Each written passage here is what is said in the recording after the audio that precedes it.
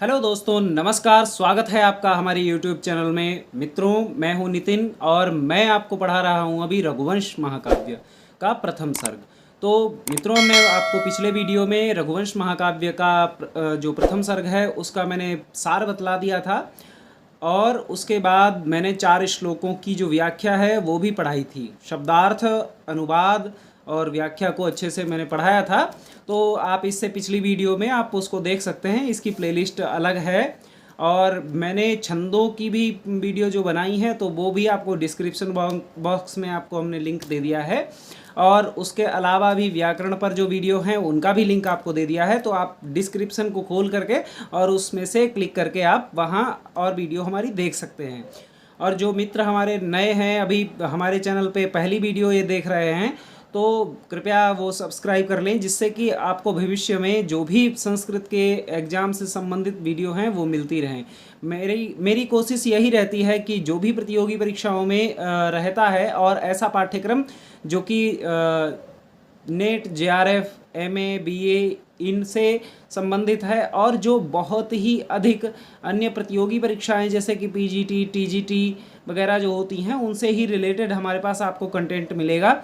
एक तो सर आप लोग देखते होंगे कि यूट्यूब पे आपको प्रश्नावली जैसा मिलता है कंटेंट, लेकिन जो मूल पुस्तकें हैं वो आपको पढ़ने को नहीं मिलती हैं, बहुत कम मिलती हैं। तो इसीलिए मेरा प्रयास है कि मैं मूल पुस्तकों को ही आपको पढ़ाऊँ, जिससे कि एक तो संस्कृत का जो एक तरीका है कि सिर्फ पढ़ लेना और परीक्षा देकर पास हो जाना, सिर्फ उतना ही नहीं है। तो इसीलिए मूल पुस्तकों को आप पढ़िए। और मूल पुस्तकों को इसलिए भी पढ़ना ज़रूरी है क्योंकि मूल पुस्तकों से काफ़ी कुछ हमें जानने को मिलता है जो कि हम सिर्फ प्रश्नों में नहीं पढ़ सकते। सिर्फ प्रश्नों में आपको बहुत डिटेल में नहीं मिलने वाला है, बहुत थोड़ा थोड़ा मिलता है। और कोई ज़रूरी भी नहीं है कि वहीं से क्वेश्चन बने। तो मूल पुस्तक अगर आप पढ़ते हैं तो फिर उससे आपको फ़ायदा ये भी रहता है कि क्वेश्चन आपको सीधा सीधा पता है कि यहाँ से ही बनेगा, पूरी पुस्तक से ही बनेगा। तो इसलिए आप उसको अच्छे से पढ़ेंगे। तो उसी क्रम में आज हम आपको फिर से जो 4 श्लोक मैंने पिछली वीडियो में पढ़ाए थे और अब हम आपको 5वां श्लोक पढ़ाएंगे। तो देखिए, सोहमा जन्म शुद्धानां मा फलोदय कर्मणाम् आसमुद्रक्षितीशानां मानाकरथ वर्त्मनाम्। एक बार फिर से देखिए, सोहमा जन्म शुद्धानां मा फलोदय कर्मणाम् आसमुद्रक्षितीशानां मानाकरथ वर्त्मनाम्। तो यहाँ पर क्या है कि रघुवंशी राजाओं की विशेषताएं बताना प्रारंभ कर दी हैं। तो कालिदास जी पहले क्या करते हैं, सबसे पहले तो वो अपने असमर्थता आदि बता देते हैं, जो कि अभी पिछले श्लोकों में उन्होंने बताई थी। तो यहाँ से इस श्लोक से कि ऐसे रघुवंशियों का मैं वंश कहूँगा या रघुवंशियों के बारे में चर्चा करूँगा, तो कौन कौन से उनके सद्गुण हैं, मतलब कि मैं ऐसा क्यों कह रहा हूँ कि वो इतने महान हैं। तो उनके जो छोटे छोटे तरीके में संक्षेप में उनके जो गुण हैं उनको वो बता रहे हैं। तो वही देखिए कहते हैं कि सो माने सह यानी कि मैं, ठीक, सह अहम, वह मैं, यानी कि ऐसा जो कि रघुवंशी राजाओं का वर्णन करना चाह रहा है। मंदः कवि यशा प्रार्थी आदि जो उन्होंने कहा है कि ऐसा वह मैं आजन्म शुद्धा नाम, जो जन्म से ही पवित्र हैं या शुद्ध हैं। ठीक है। तो उसके बाद आगे कहते हैं आफलोदय कर्मणाम, यानी कि आफलोदय, जो फल के उदय तक, यानी कि जब तक फल की प्राप्ति ना हो जाए तब तक, कर्मणाम माने कर्म करने वाले, और आसमुद्र क्षितीशानाम यानी कि समुद्र पर्यंत, क्षिति यानी भूमि पर, ईशा नाम यानी कि शासन करने वाले, स्वामित्व रखने वाले, यानी कि समुद्र पर्यंत पृथ्वी पर शासन करने वाले, आनाक रथ वर्त्मनाम। तो यहाँ पर कहा है कि आनाक यानी कि नाक माने होता है स्वर्ग, तो आनाक माने स्वर्ग तक, यानी कि स्वर्ग तक जिनके रथ माने रथ, वर्त्मनाम माने वर्त्म माने होता है मार्ग, तो जिनका रथ का मार्ग स्वर्ग तक फैला हुआ है। ऐसे इसमें आपको 5वें श्लोक, इससे आगे जो 9वां श्लोक है तो वहाँ से अन्वित करना पड़ता है एक अर्थ छोटा सा, क्या कि रघुणाम अन्वयम वक्षे, यानी कि ऐसे रघुवंशियों का मैं वचन उनका ऐसे रघुवंशियों के बारे में मैं उनका वंश कहूँगा। ठीक है, तो शब्दार्थ के बाद हम आपको अन्वय के अनुसार आपको अर्थ बताते हैं, जिससे कि क्रम से पता चलेगा। तो देखिए सह अहम, यानी कि अन्वय में देखिए सह अहम आजन्म शुद्धानाम, यानी कि वह, सह माने वह मैं, ठीक है, सह अहम वह मैं, आजन्म शुद्धानाम, यानी कि जो जन्म से शुद्ध हैं। अब जन्म से कैसे शुद्ध हैं, यानी कि कुल से पवित्र हैं, जो वर्ण आदि का जो धर्म है जो बतलाया गया है तो उसका पालन करने वाले हैं। दूसरी, इन रघुवंशी राजाओं के विषय में एक विशेषता विशेष प्रकार की रही है कि इनमें प्रायः करके संतानें यज्ञ द्वारा हुई हैं या किसी विशेष वरदान के द्वारा हुई हैं। तो इस प्रकार से ये जन्म से बड़े पवित्र हैं। ठीक है, तो उसके आगे आफलोदय कर्मणाम, और जो मतलब कि आफलोदय, यहाँ पर फलोदय शब्द में आ उपसर्ग लग रखा है, तो उसको देखिए आफलोदय मतलब फल प्राप्ति पर्यंत, यानी कि जब तक फल की प्राप्ति ना हो जाए तब तक कर्मणाम, यानी कि कर्म करने वाले। तो यहाँ पर आफलोदय कर्मणाम का मतलब ये है कि बहुत से लोग होते हैं कर्म को प्रारंभ करते हैं और बीच में छोड़ देते हैं, बहुत से तो प्रारंभ ही नहीं करते हैं। परंतु ऐसे रघुवंशी राजा ये लोग कैसे थे, उनके बारे में बता रहे हैं स्पष्ट रूप से कि वो यदि कोई भी कर्म आरंभ करते थे, कुछ भी कार्य करते थे, तो उसको वे समाप्ति तक ही लेके जाते थे। यानी कि इतना विश्लेषण करके अपने कार्य को आरंभ करते थे कि उनको वह कर्म करना है तो तब तक करना है जब तक कि फल की प्राप्ति नहीं हो जाए। तो इसी प्रकार से हमको भी तो साधारण रूप में देखा जाए तो लोक रीति में कि अगर हम भी ऐसा करेंगे तो हम भी तो महान बन जाएंगे। तो इसीलिए हम लोगों को कोई भी कार्य करना चाहिए तो जब तक फल की प्राप्ति ना हो जाए तब तक रुकना नहीं चाहिए। तो इसी प्रकार से कठोपनिषद में भी आता है, क्या आता है कि उत्तिष्ठत जागृत प्राप्य वरान निबोधत। इसी को उन्होंने, जो विवेकानंद जी हैं, उन्होंने कहा है कि उठो जागो और लक्ष्य प्राप्ति तक मत रुको, है ना। तो ये रघुवंशी राजा तब तक अपने कर्म करते थे जब तक कि फल की प्राप्ति न हो जाए।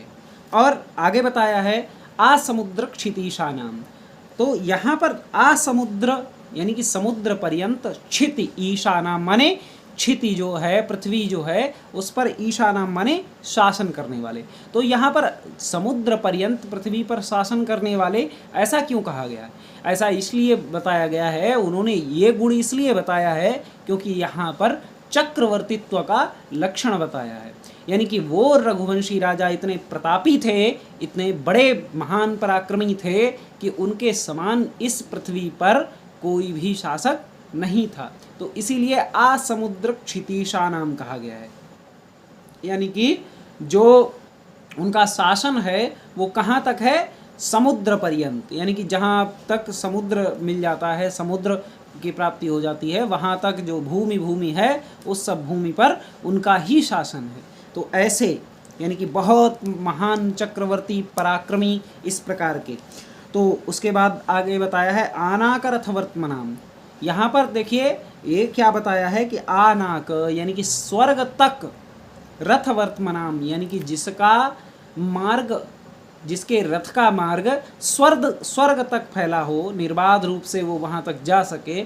तो इस प्रकार से इस बात को कहने का क्या तात्पर्य है? तो यहाँ पर उनके गुण को बताया गया है क्या, कि जो देवताओं की भी सहायता करते थे युद्धों में, दैत्यों से जब युद्ध होता था देवताओं का, तो देवताओं से भी जो है उनका मेल जोल था, संधि आदि थी, वो जाते थे मिलने उनसे।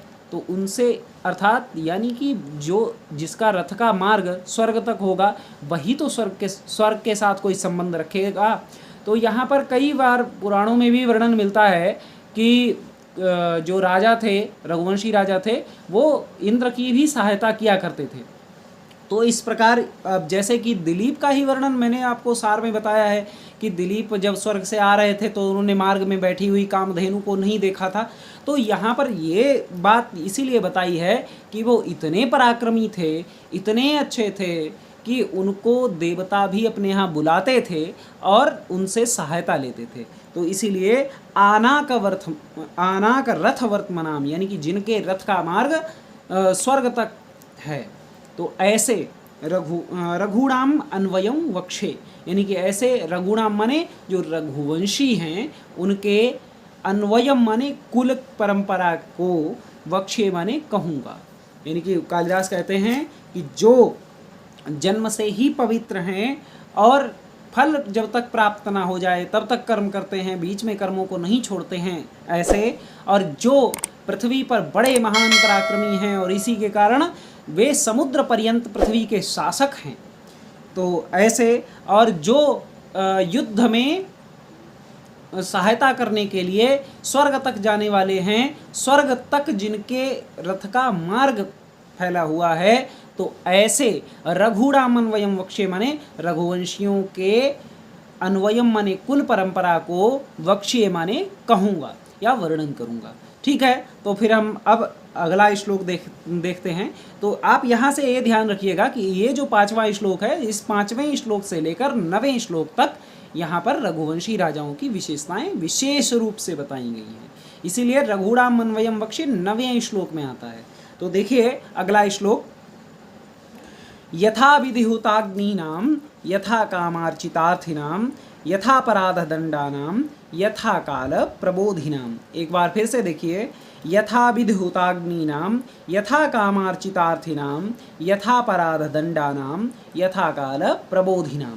तो देखिए कहते हैं कि यथा विधिहुताग्नीनां, यथा विधि जो है हर जगह यथा यथा लगा रखा है इस श्लोक में। आप देखिए तो यथा शब्द क्यों आया है उसको, यानी कि यहाँ पर जिस प्रकार का शास्त्र में होना चाहिए या शास्त्र के अनुसार शास्त्र में जिस प्रकार बताया गया है तो उसी प्रकार से, ठीक है। तो यहाँ पर इस अर्थ को अन्वित करते हुए हम पढ़ेंगे कि यथा विधि हुताग्नीनाम। तो यथा विधि क्या है, जो विधि पूर्वक है उसको यथा विधि कहते हैं। तो यथा विधि माने विधि पूर्वक हुता अग्निनाम, यानी कि अग्नियों में हवन करने वाले, अग्नियों में जो गारहपत्य आदि हवनीय अग्नियां हैं तो उनमें हवन करने वाले, यानी कि जो यज्ञ की शुद्ध अग्नियां हैं तो उनमें विधि पूर्वक जैसा शास्त्र में बताया गया है तो वैसे ही शास्त्र पूर्वक अनुष्ठान करने वाले, उनमें आहुति देने वाले, यज्ञ करने वाले। क्योंकि वाल्मीकि रामायण में भी कहा गया है कि जो यज्ञ में प्रमाद करता है या जिसका यज्ञ शास्त्रोक्त रीति से नहीं होता है उसको यज्ञ ही नष्ट कर देता है। तो इस प्रकार से कई वचन मिलते हैं आपको शास्त्रों में। तो वो रघुवंशी राजा कैसे यज्ञ करते थे, विधि पूर्वक यज्ञ करते थे, शास्त्र सम्मत यज्ञ करते थे, जिस प्रकार का होना चाहिए शुद्ध रूप में शास्त्र के अनुकूल, तो वैसे ही यज्ञ करने वाले थे। ठीक है, तो अगला देखिए, यथा कामार्चितार्थिनाम, यथा काम। तो यहाँ पर यथा काम है तो काम माने होता है इच्छा, तो यथा काम माने जैसी इच्छा है किसकी, अर्चितार्थी नाम। तो यहाँ पर अर्थी नाम यानी कि जो अर्थी हैं, जो चाहने वाले हैं, अपनी इच्छा की पूर्ति चाहने वाले हैं, याचक हैं, मांगने वाले हैं, तो वो जैसी इच्छा करते हैं तो उनको वे वैसे ही अर्चित करते हैं, अर्थात उसी इच्छा के द्वारा संपन्न कर देते हैं, पूजित कर देते हैं। तो उनकी इच्छा का सम्मान किस प्रकार करते हैं कि जो वे मांगते हैं उनको वैसा दे देते हैं। तो रघुवंशी राजाओं के विषय में ये भी प्रसिद्ध है, जैसे कि आप रघु कौत्स की कथा आप रघुवंश में पढ़ सकते हैं। रघु कौत्स की कथा है कि रघु ने जब उनका कोष खाली था फिर भी कुबेर पर चढ़ाई करके उनको कौत्स को मुद्राएं दी थीं। तो इस प्रकार से जैसा जो कोई कुछ भी चाहता तो उसको वैसा वैसे धन से या वैसी उनकी इच्छा से संपन्न करने वाले। उसके बाद यथा अपराध, ठीक है, यथा अपराध दंडानाम है। तो यथा अपराध माने जैसा अपराध है तो उस अपराध के अनुरूप ही दंडानाम यानी कि दंड देने वाले, यानी कि छोटा अपराध है तो छोटा दंड देने वाले, और जैसा बड़ा अपराध है तो बड़ा दंड वाले देने वाले, तो ऐसे। और यथा काल प्रबोधिनाम, तो यथा काल, इसमें यथा का काल के साथ है, तो देखिए काल यानी कि समय, तो समय पर ही, ठीक है, यानी कि समय अनुकूल, कैसा अनुकूल है प्रतिकूल है, तो उस प्रकार से समय को जान करके यथा काल प्रबोधिनाम यानी कि जाग जाने वाले, समझ लेने वाले, स्थिति को भांप लेने वाले, यानी कि पहले से ही स्थितियों को समय से पहले ही जान लेने वाले, समझ लेने वाले, तो ऐसे।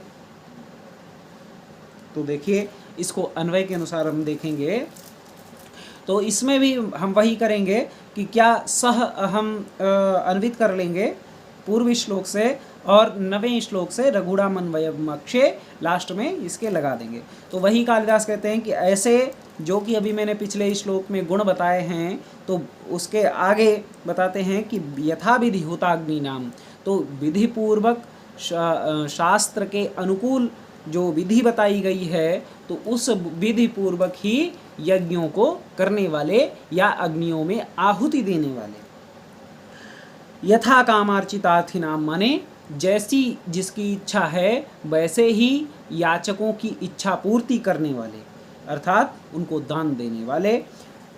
यथापराध दंडानाम माने जैसा अपराध है वैसे ही दंड देने वाले। तो मनुस्मृति आदि जो स्मृति शास्त्र हैं, जो कि आपको धर्म बताते हैं राजाओं को, तो उसमें जिस प्रकार से शास्त्र में दंड जिस छोटे अपराध के लिए छोटा कहा गया है और बड़े अपराध के लिए जो जैसा बड़ा कहा गया है, तो वैसे ही धर्मानुकूल दंड देने वाले, यानी कि जैसा अपराध है उस अपराध के अनुरूप ही दंड देने वाले। अब यहाँ पर ये बात विशेष क्यों आती है? ये इसलिए विशेष आती है, क्यों?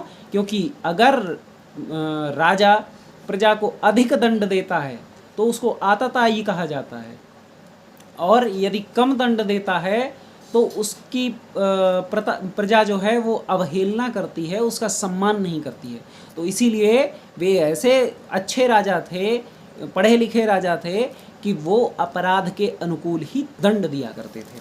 तो आगे यथा काल प्रबोधिनाम, और समय से ही जाग जाने वाले। समय से जाग जाने वाले का मतलब है कि समय से पूर्व ही सभी स्थितियों का, परिस्थितियों का, राज्य में विद्रोह आदि जो है, युद्ध आदि है, दूसरे का आक्रमण आदि है, या कब आक्रमण करना है, इन सारी परिस्थितियों को समयानुकूल भांप लेने वाले, उन परिस्थितियों को समय के अनुसार ही समझ लेने वाले।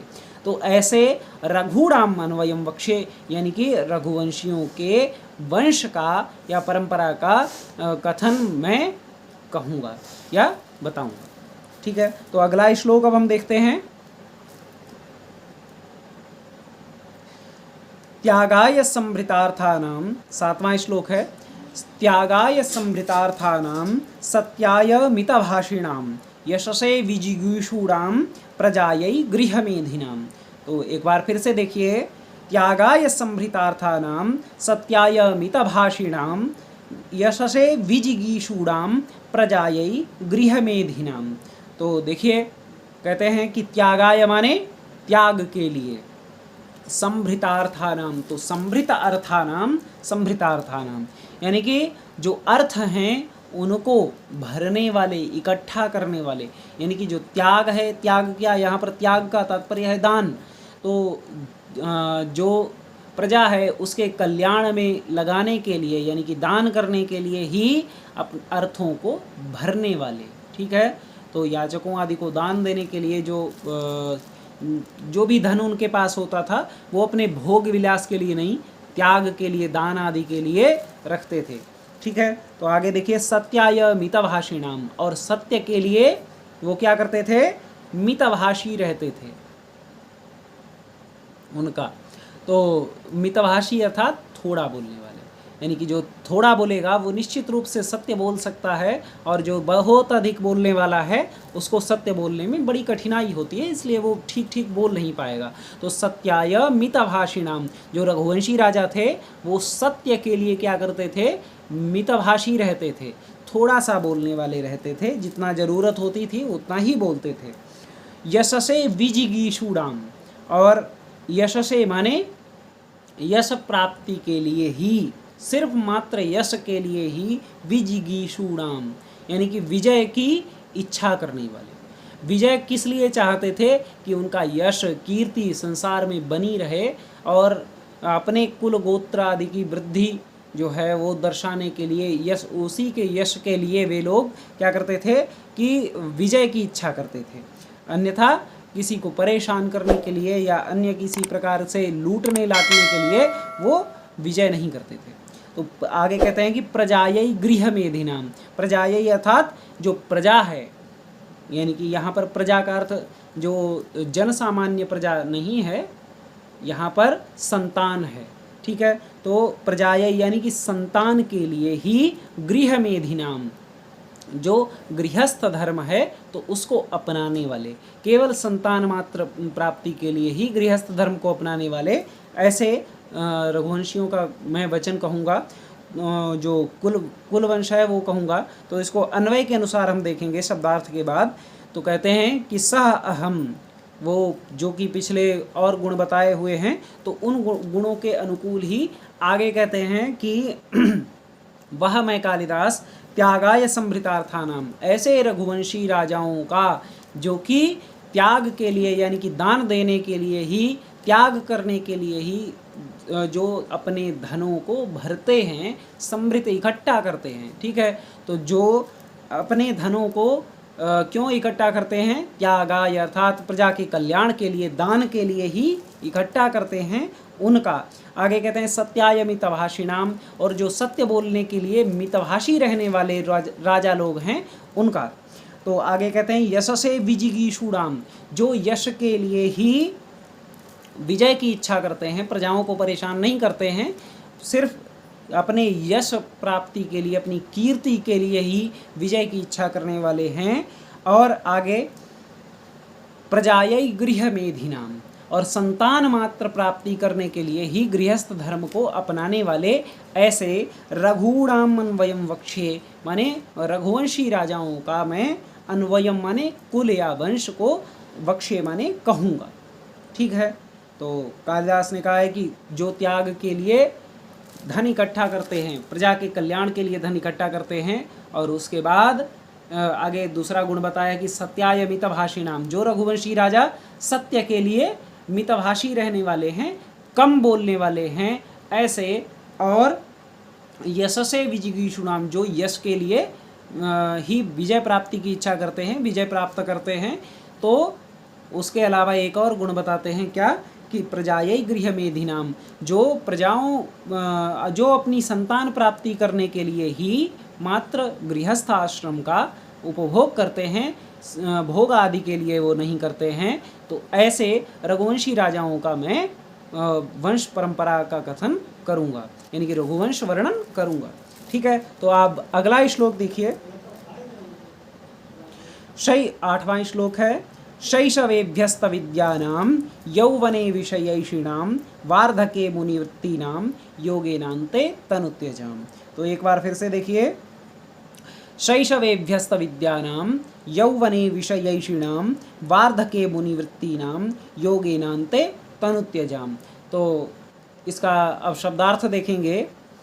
तो कालिदास कहते हैं कि शैशवे माने शैशव काल में, शैशव यहाँ पर शैशव काल का अर्थ ये है कि छोटा रहना, जो मतलब कि ब्रह्मचारी की अवस्था है, उस शैशव काल की बात कर रहे हैं। बचपन में अभ्यस्त विद्यानाम, यानी कि विद्याओं का अभ्यास करने वाले, जो बचपन में विद्याओं का अभ्यास करते हैं, उनका यौवने माने यौवन प्राप्त होने पर विषयैषिणाम, यानी कि जो राज्य श्री आदि के जो विषय हैं, तो उन विषयों को यौवन अवस्था में प्राप्त करने वाले या उनकी इच्छा करने वाले वार्धके मुनिवृत्ति नाम, वार्धके माने वृद्धावस्था में मुनिवृत्ति को धारण करने वाले। तो मुनिवृत्ति कैसे, जैसे कि अपने पुत्रों को राज्य सौंप करके ये राजा लोग चले जाते थे वन में तपस्या आदि करने के लिए। तो उसके बाद कहते हैं कि योगे नान्ते तनुत्यजाम,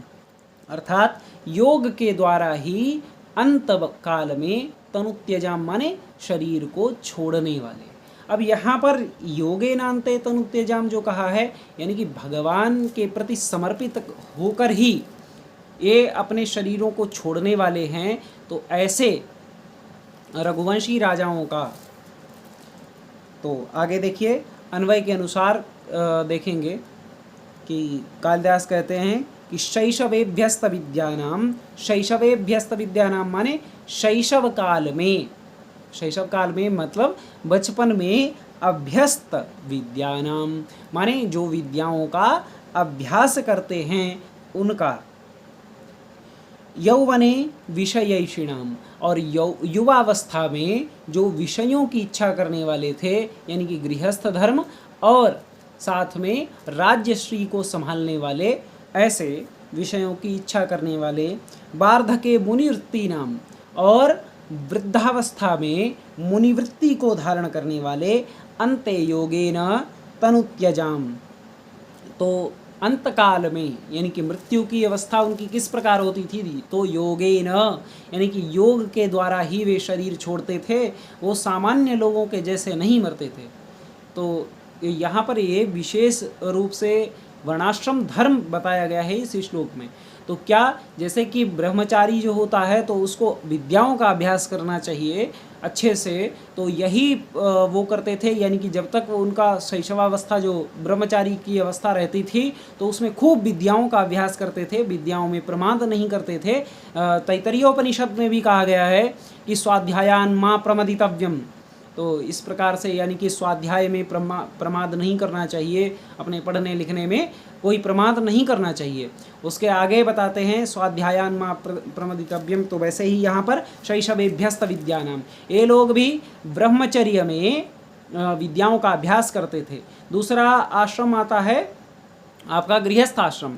तो ये लोग क्या करते थे कि यौवने विषयैषिणाम, तो यौवन में यानी कि जो जब इनकी युवावस्था होती थी तो ये गृहस्थ हो जाते थे, यानी कि ब्रह्मचर्य के बाद जो गृहस्थ आश्रम आता है उसकी बात करते हैं। अब तीसरा है वार्धके मुनिवृत्ति नाम, यानी कि जब वृद्धावस्था आ जाती थी तो उसके बाद मुनिवृत्ति को धारण कर लेते थे।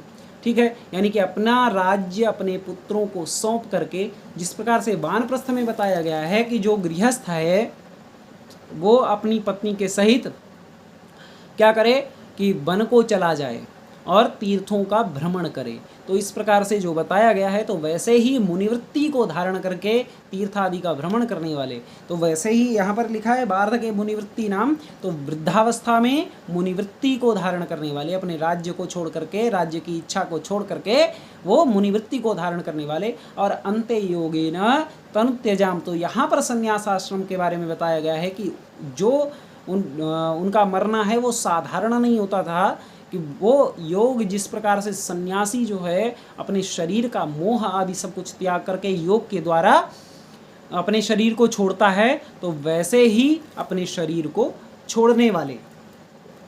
रघुणाम अन्वयम वक्षे, अर्थात रघुवंशियों के अन्वय अर्थात वंश को मैं कहूँगा। ठीक है, तो यहाँ पर ये पूरा हुआ 8वां श्लोक। इसके बाद 9वां श्लोक देखेंगे। ठीक है, तो देखिए